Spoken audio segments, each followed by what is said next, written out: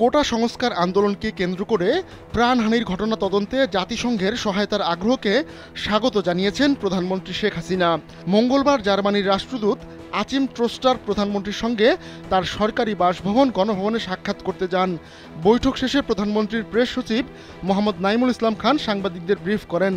প্রধানমন্ত্রী বলেন, কোটা সংস্কার আন্দোলনকে কেন্দ্র করে সব মৃত্যুর ঘটনা তদন্তে হাইকোর্টের বিচারপতি খন্দকার দিলিরুজ্জামানের নেতৃত্বে সরকার বিচার বিভাগীয় তদন্ত কমিটি গঠন করেছে।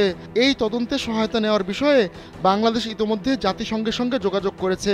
বাংলাদেশের প্রস্তাব প্রসঙ্গে প্রেস সচিব নাইমুল ইসলাম খান বলেন, জাতিসংঘ তাদের আগ্রহ ব্যক্ত করেছে এবং বাংলাদেশও আগ্রহ প্রকাশ করেছে।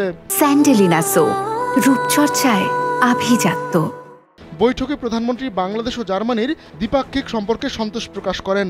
প্রধানমন্ত্রীর সঙ্গে বৈঠককালে জার্মান রাষ্ট্রদূত বলেন, বাংলাদেশের সঙ্গে জার্মানির দীর্ঘদিনের সম্পর্ক রয়েছে এবং তা অব্যাহত থাকবে। জার্মানি বাংলাদেশের পাশে থাকবে। ধর্মীয় উগ্রবাদ সম্পর্কে রাষ্ট্রদূত বলেন, যারা ধর্মীয় উগ্রবাদের সহযোগী তাদের ব্যাপারে জার্মানির কোনো সহানুভূতি নেই। তারা প্রধানমন্ত্রী শেখ হাসিনার সাম্প্রতিক ভাষণে দৃঢ়ভাবে আশাবাদী যে একটি স্বাধীন তদন্ত হবে। তদন্ত কমিটি দুর্বৃত্তদের চিহ্নিত করলে তাদের বিচার হবে।